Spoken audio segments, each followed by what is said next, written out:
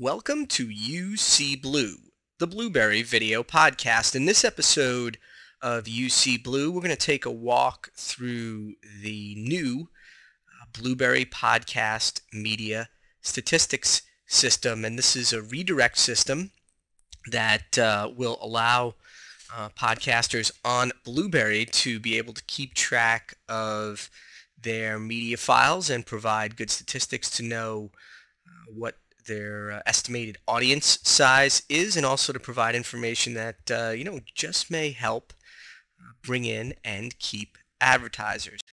And one of the things that you'll see here also is that for each account, this will support multiple programs. So if you have a podcast network, or if you have several different podcast programs on Blubrry for under one Blubrry account, then when you log in with that Blubrry account and you come to the stats system, you will see links for each of those different programs here. So let's go up to the New York Minute Show video again. Now, what we do is basically we are constantly collecting data on your files, and that data is then moved over into the display view database every 3 hours, and then when you click refresh, the display will then refresh. And this is optimized for performance, and it's also optimized to where if there is a problem, that your media will always be accessible regardless of the redirect working or the redirect database. So what we have here is a summary view, and this summary view shows overall downloads, total downloads, unique downloads, which are part of our algorithm to determine unique users. So total downloads basically would be all requests. Unique downloads would basically be all requests from unique IP addresses. We also have some numbers here for repeat downloads, and then also total episodes. So this tells me that I have 5 episodes on our stats redirect system, and then down here you will see information for the latest 10 episodes that have been added to the system. And I'm doing some interesting things here that I'm going to want to show you with these episodes. But what you will see down here is basically how many downloads you had overall, and then how many you had in the most recent month. And with the color coding here of blue and purple, we've also created what I guess we're calling a perspective graph, which will show you the amount of downloads overall and the amount of downloads in this particular month. So for example, this Niagara Falls movie was published in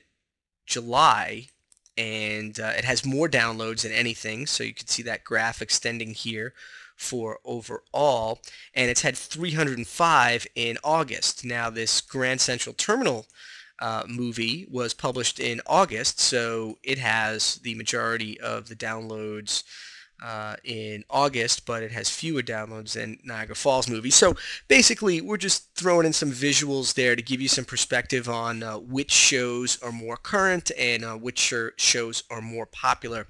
Up here under the options on all of the pages, you will see the option to refresh, which we already utilized, and once you've refreshed, that goes away. You also can click the print icon, and that will pop up a printable version of whichever page, whichever view that you are looking at that time. So we're going to close that, and you also have the option to export whichever view you were looking at in PDF format.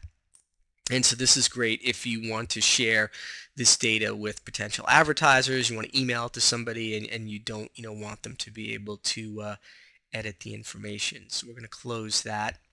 So that is the summary view. It's just really a big picture with more detailed information on the latest 10 episodes. Now when we go to the overall view, we're going to have more choices, and we're going to see more information.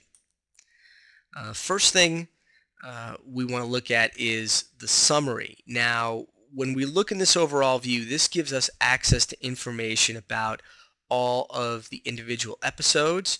It also gives us the ability to remove or delete an episode from our system if you don't want to use it, if you don't want to track the stats on it anymore. And you also have some editing options. If I click Edit Episode, I can actually go in and I could change the label of an episode. And I have already changed this label. I can also change the episode date as well, and that will affect what we see in this area. So for example, each episode is tracked by its label and its particular date. You can see that the ones with the later date show up first. And actually, what I'm doing here, and I'll kind of explain a little bit more about it in a second, is I'm tracking a Flash video, which is embedded in a browser, along with a video that I have linked as basically a podcast download, so I can have aggregate stats. So what I want to do on this Flash video is I want to change the date to the same date as the enclosure, which is 7/24. And I can do that and I can save that. So now I can see that these two episodes are side by side. And then I also have a file here that corresponds with these other episodes as well, but it only has, let's see, 2 downloads. So let's say I want to get rid of that, and we'd click on Remove Episode, and that would go away. So you have some tools in here to be able to manage, to be able to change these episodes a little bit. So now I'm tracking a QuickTime version of the file, and I'm also tracking just the single Flash embed version of the file. So you can use this to make tracking of your different episodes a lot easier. So you can track them by name, and you can also track them by date. Now, what we also see on this overall view is some more information about who is consuming the media that you're tracking via the redirect. First thing we have is the platforms, so we can see what percentage and what the total numbers of the platforms that are accessing this particular show. We are also tracking the clients, so which types of applications are people accessing your podcast. We also track geolocation statistics. So I can see that 32% of my users are coming from the United States. And then finally at the bottom, we have a list of the top referrers. So I can tell where my traffic is coming from. So this gives you the big picture of your podcast. Now let's take a look at a particular episode. And I'm going to go down and I'm going to click on this Niagara Falls show here, which has 1,253 unique downloads. So I could see that for this particular episode, the date it originated was 7/24. We have a link to the original file that was published.